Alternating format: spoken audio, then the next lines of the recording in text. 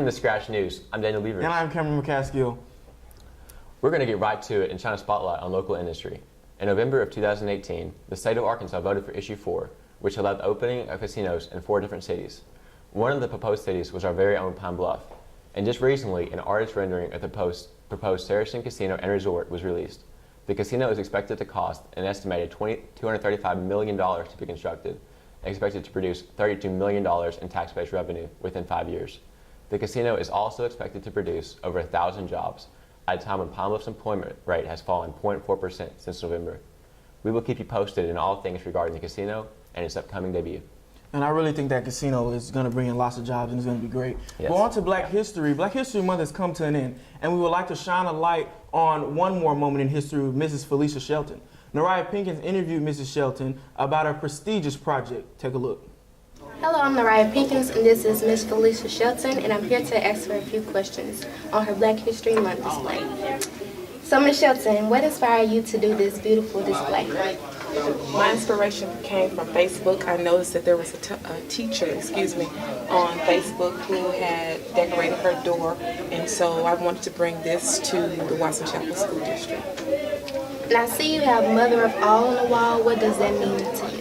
The Mother of All is a phrase that came from my mother, where she states that she's the mother of all, of everyone in our family, from in-laws to nieces, nephews, and everyone. So as I decorated my door, all the people that are on my door, they have mothers, and their beginning came from somewhere. So I wanted my beautiful lady I wanted to pay tribute to the mothers of all the people who are on my door. You will see Nelson Mandela, Oprah Winfrey. I also have T.D. Jakes. I have several baseball players, astronauts. So I wanted to, this Black History Month, I wanted to pay tribute to the mothers.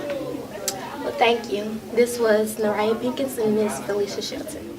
I'd like to give a special thanks to Mrs. Felicia Shelton for sharing that special moment with us. We need more teachers like her in our schools to talk to students about African American history. Yes. I think what she's doing is very well. It's awesome. Coming back from the break, we'll be with Adarius Lewis and Ryan Jones with your Scratch Boards. You feel it from the moment you enter our campus. It's a legacy of greatness.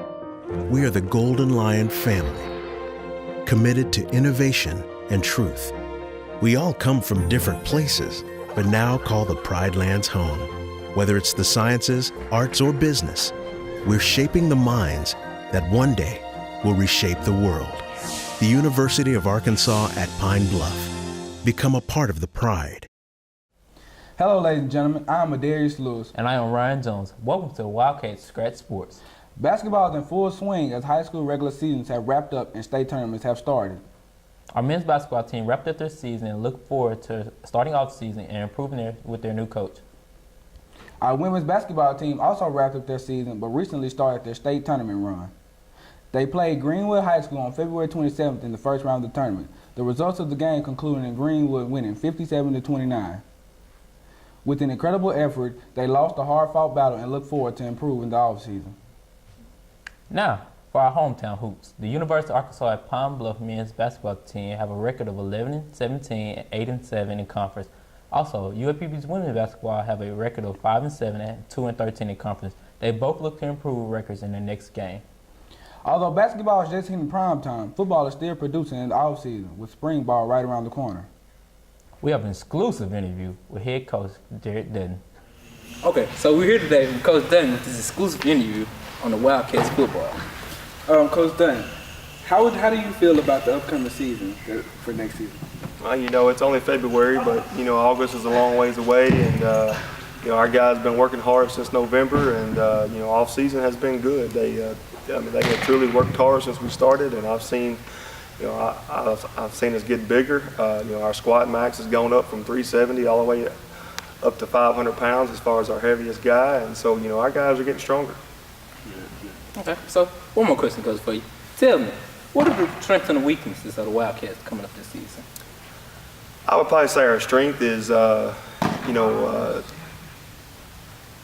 having team speed. That's kind of always been our strength, but definitely this year we're going to have several guys who can run the ball, and have speed on the edge, and then Probably senior numbers as far as, kind of a low point. I mean, as right now, we only got 10 seniors for next year. And of course, I know, as y'all know, as former seniors, our team is only as good as our senior group.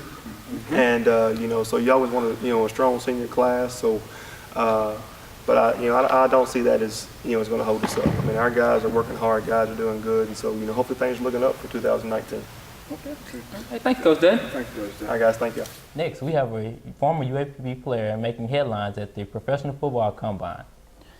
UAPB punter and kicker Jamie Gillian recently won the punting competition at the NFL Combine, and we were able to sit down and talk with him about it. I'm here with Jamie from UAPB. He's the punter and kicker, and he's currently working on for the Combine. Jamie, what was it like preparing for the Combine?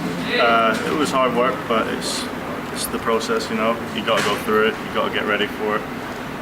This is just the first hurdles to get over, so I can try and get through the draft or get picked up for a team.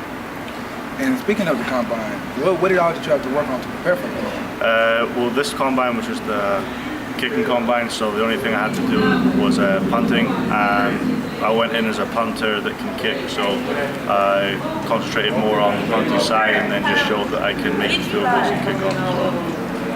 So we also heard that you won the punting competition. Can you kind of elaborate on that for us? Yeah, they go by not just by the distance of your punt, it's the hang time as well that comes in. So I had the best statistics of the day, so Mr. Zahner congratulated me and said that I won the whole punting competition. So how did you feel about the whole game?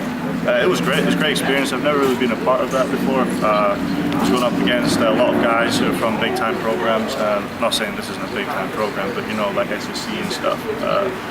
So it was really cool to go against that and be around some competition. Thank you, man. Wish you the best. Thank you. All right. Nice. We would like to thank Jamie for letting us interview him. Ryan, although our days of playing football are over, football is still one thing we cannot kick. You know what they say? I like big punts, and I cannot lie. Hi, I'm Jordan Peele. I'm usually trying way too hard to be funny. Well, right now I'm going to be completely serious with you. Online bullying is a toxic side effect of modern technology. No one's immune to it. Not you, not me, nobody. But there's a way we can fix it. This emoji in the symbol section of your phone's emoji keyboard. Use it when you see bullying online to say, I see what you're doing, not cool, definitely not funny. Join me and become a witness. When you see bullying online, use this emoji to do something. Learn more at eyewitnessbullying.org. Hi, I'm Michaela Burns, and I'm here with Jordan Tillman asking questions about this past basketball season. Now, Jordan, what is your opinion about this past season? And it was a great learning experience for me. We had a young group of guys that had never played on that type of level before. And with Coach Adams coming in with a new head coach, it was a new system he was running that we had never ran before. But I'm just glad to be a part of it with a great group of guys. Also, who are your role models on and off the court? My parents, seeing them wake up every morning to provide for me. I just want to see them smile in. The young athletes coming up, what would be your advice to them? Come in ready to work. It's going to be tough. Some days you're going to want to quit, but you got to push through it, and you're going to be held accountable. What would you like to say to the seniors leaving the team? I'm proud of you guys coming in, working, and embracing the grind. I'm proud of them. Speaking of your teammates, I was able to catch up with a couple of this year's graduating seniors. Let's take a look at what they had to say. How was the coaching staff this year? I enjoyed it. It was amazing. I like Coach Adams' coaching style, Coach Reddy's IQ, and Coach Barnes' competitiveness in practice, and I feel like that's what we needed to win this year. All right, now this is for Tariq. How does it feel playing for Coach Adams this year? Playing for Coach Adams, it was different. He was a new coach. We had some adjusting to do, but in the end, we all got it done. Also, how did you feel when you got on the court? Like, what were your emotions?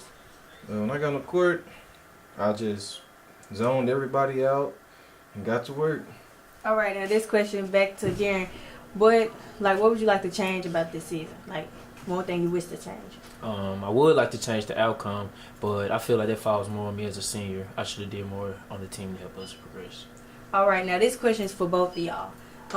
What advice would y'all give the younger athletes coming up to the high school? Just embrace the grind, try hard, and just block out all the naysayers. And work hard in the off season, listen to coach, and hope for a better outcome. I'm Michaela Burns, and this has been an exclusive interview with Washington Chapel Athletes. Thank you. Here we go. Here we go. We're going to go out there in the rain. You're going to get wet. All right, here we go.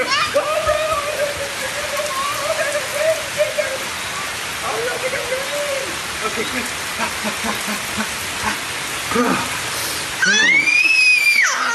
Oh, yeah. Yes. So much fun. Mwah. We're getting so wet. Hi, I'm Daniel Moore. And I'm Mariah Jennings. Arkansas Senator Alan Clark has proposed a bill that would cut free lunch funding programs at schools that struggle academically.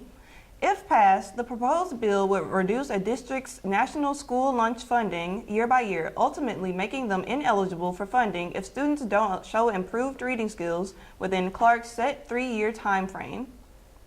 According to a statement released on Clark's Facebook page, he says, "Having kids spend 13 years in our school system graduate and not be able to read or barely read is a crime. Concerned parents say it is unfair to threaten lunch funding because a child cannot read." Well, here's some United States politics for you. Michael Cohen, the pugnacious lawyer and problem solver for Donald Trump, who has confessed to committing crimes for his benefit, was scheduled to testify February 27, 2019, before members of Congress eager to explore the details of his work for the president. Cohen has pleaded guilty and agreed to provide evidence to prosecutors in 2 separate criminal investigations into Trump and those around him. He admitted to illegally paying hush money to 2 women who claimed to have had sex, with Trump and lying to Congress about the extent of negotiations for the Trump real estate project in Russia. The question looming over his testimony will be whether the president himself participated in those crimes. A person familiar with Cohen's planned testimony said he was prepared to testify about criminal conduct by Trump after he assumed the presidency. The person, who was not authorized to speak publicly, declined to characterize the conduct but said it happened during Trump's first year in the White House.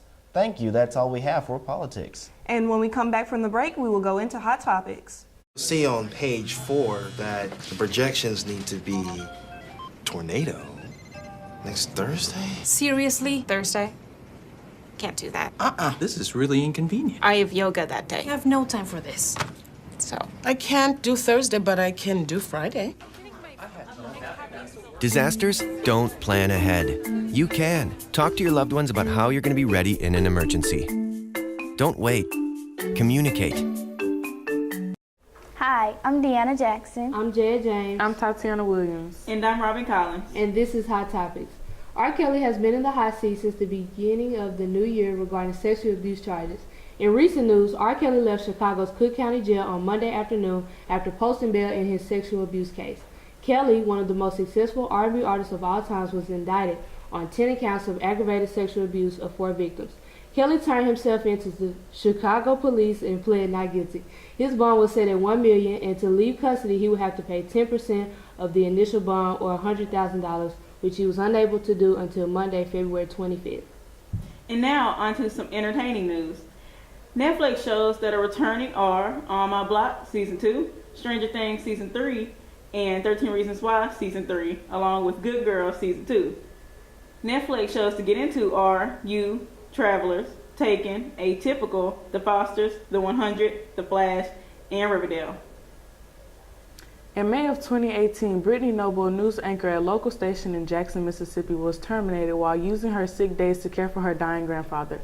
Throughout her time working there, she felt discriminated against and even filed a complaint after her boss told her her natural hair was unprofessional and it was equivalent to him wearing a baseball hat to the grocery store. We visited with some students on campus to see what they thought about the situation. Take a look. I think natural hair is fine in the workplace as long as it looks professional. You know what I'm saying? As long as you look put together, you're straight. I'll see what our hair has to do with it. I mean, maybe if we got like a bunch of highlights in it, it would probably be like too much or something. But I think just wearing like straight dark hair, your natural hair color is okay. I feel like that's professional. If that's how she chooses to wear her hair, then that's how she chooses to wear her hair. It's what the policy say. So the policy say that, then I have to buy by the policy and continue to work there. That's my opinion. That my personal opinion doesn't matter. But what I think my own personal opinion, if you want me to give it, I think natural is good. But I can't call that shot. That's it for Hot Topics. After the break, Cameron will have an update on important senior news. Hey, you. Yeah, you. Getting that college education? What are you gonna do? Graduate and take some office job? Be like everybody else? Or will you dare do something different? Like be a teacher. Be my teacher. Be my teacher. You could be my teacher. You got the skills. The smarts? Yes, you. You could be the teacher I never forget. That'd be cool. Does that corporate job even have recess? We need more teachers. We need more great teachers. Teachers like you. What are you gonna make of yourself? What are you gonna make of me?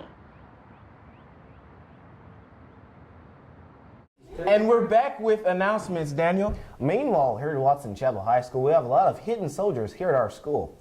All of these students have joined the United States military this past year. This month, Caleb Burns, Tony Lunsford, Mikalia Johnson, and Megan Harris have all signed with the Army National Guard. Also this month, Augustus Weaver signed active with the Army. These students are not the only hidden soldiers at Watson Chapel High School. Adarius Lewis, Kenneth Wade, and Philip Smithy are in the Army National Guard. Destiny Kilgore is a member of the Army Reserves, and Elijah Royal is in the Marines. Congratulations to all of our students in joining, the military. We're so proud of you all, and thank you for choosing to serve our country through being a soldier in the United States military. That's awesome. In senior news update, we have 37 days until prom, 39 days until the last day of school for seniors, and 49 days until graduation. In other news, the talent show at Watson Chapel High School is scheduled for March 29th. All show members are required to be at dress rehearsal, and those dates will be posted on the outside door of the choir room. Mrs. Johnson asked that all performers have their request list ready a week in advance. That is all we have for announcements. I am Cameron McCaskill. And I'm Daniel Moore, and that is all for the Scratch News.